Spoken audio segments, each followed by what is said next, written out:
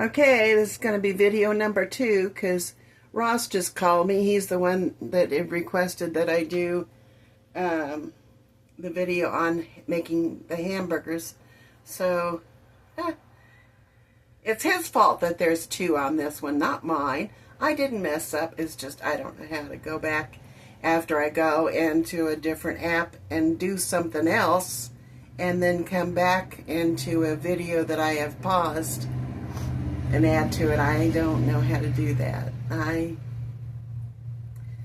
don't know. It's all good. Family understands better. This is for you. So, anyway, I'll turn you down here so you can see what's going on. So I made one patty. And you're going to ask, how do you know how big the patty should be?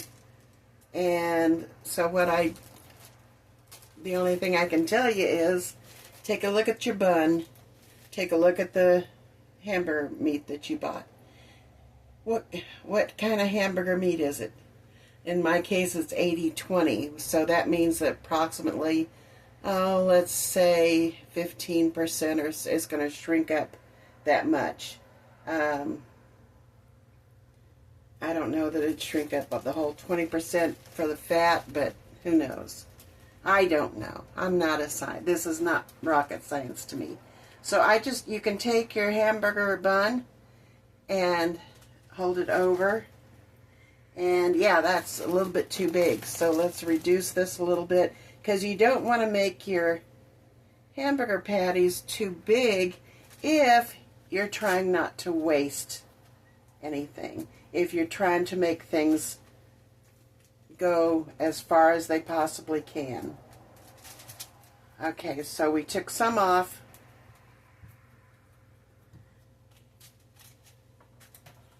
And that's what we're going to go with. So we're going to come over here and get some more hamburger meat. And what you do is you just roll it into a ball, like I showed you on the meatballs. Or did you watch that yet? Well, basically what it is you're rolling it between your palms with your thumb facing you.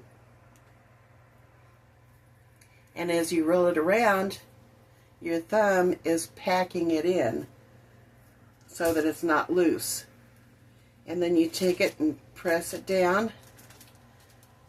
Take your other hand and press on the outside of it to compact it even more. Try to get it into as much of a patty shape as you can. Now, I can remember when I got older, my mom had a hamburger form, and you just put the hamburger in the form and then pressed it down, and it automatically made the patty round and the right size and everything. But because I don't eat hamburgers all that often, and the hamburger buns nowadays are all different sizes, I don't have one of those, and I did not get myself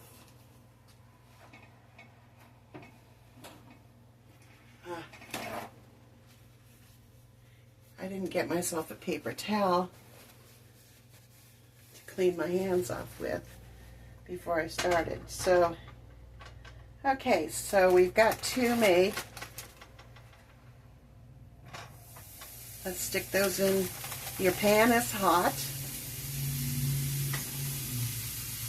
and those can start cooking. And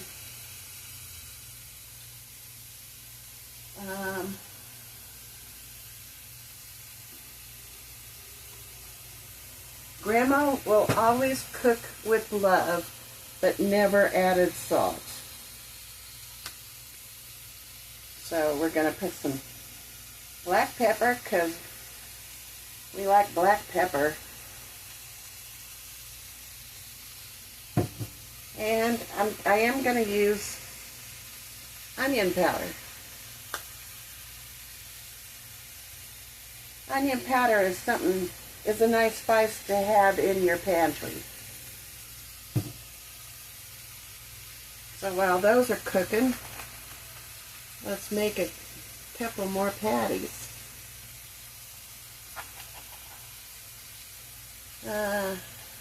How many you want to eat?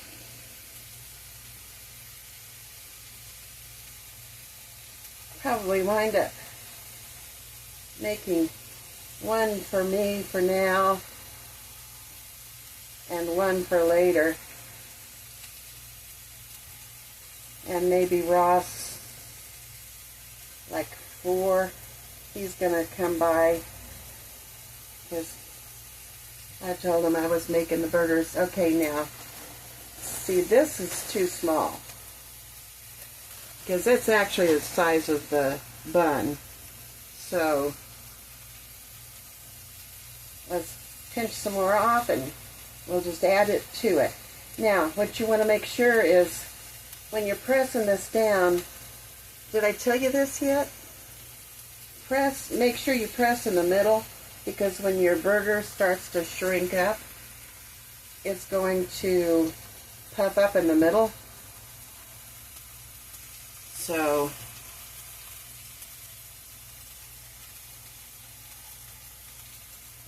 make sure that you take care of that as much as you can.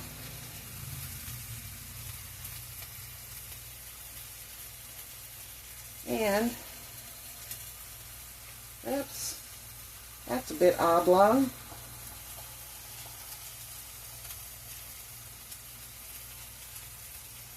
But we would have hamburgers, and if we had extra potatoes, sometimes Mom would make homemade French fries, or well, I don't really remember when I was young having potato chips, because those were really expensive, plus they're really salty and they're just not really that good for you. So, and as far as your temperature goes,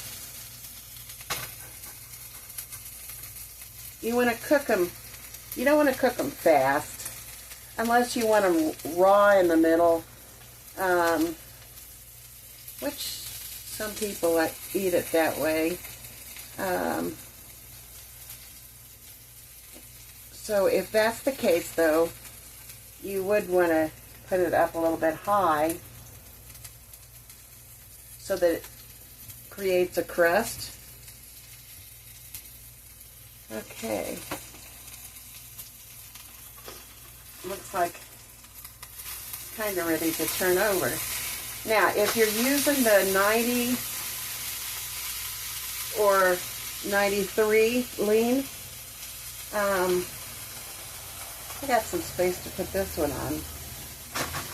Free up. But if you're using those, then what you're going to need to do is you're going to have to add some fat to the pan, because it's not going to create any fat. So you can use bacon up, you can use butter, you can use a little bit of oil in the bottom of the pan, any kind of oil really that you want to use.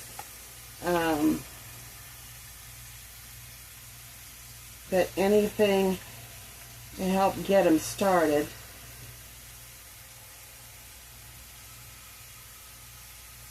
And so looky here. I've made 5 burgers, and I've used 1.5 pounds so far of hamburger, and so I have 1.5 pounds to use for another meal, and that was $10. So how inexpensive can you get with that? That's a meal for Ross and I both, and then another extra one for later down the road.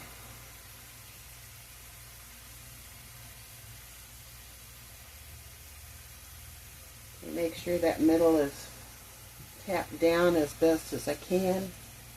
And where's my there?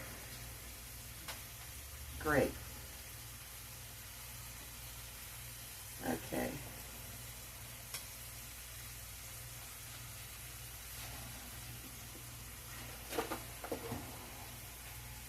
So I'm going to get a baggie out.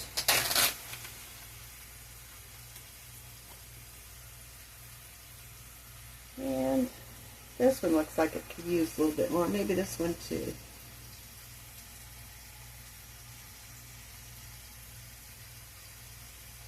Okay.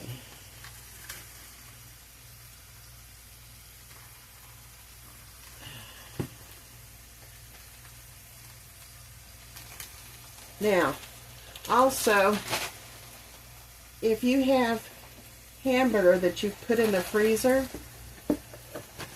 and you want hamburgers, it's best if you use not frozen hamburger meat, just simply because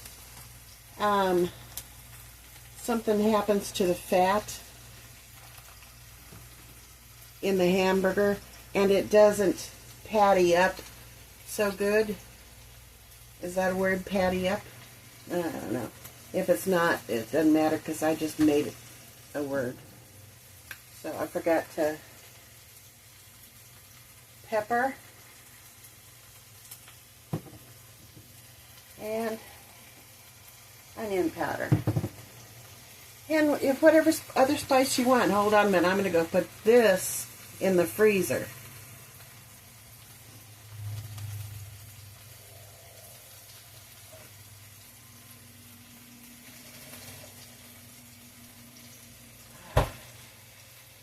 Okay.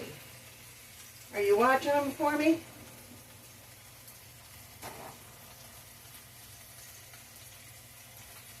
They cook along good. Oops.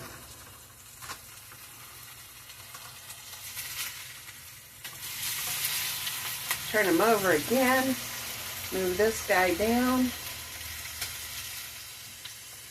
Sometime down the road, I'm going to do the beef patties with onion gravy, onion and mushroom gravy. And that'll be served up with mashed potatoes and a vegetable. So, anyway, we'll let them cook until it gets down close to the end. And I'll show you how I wrap them up. And I won't show you how I eat them, because that wouldn't be pretty. But I will come back, I promise,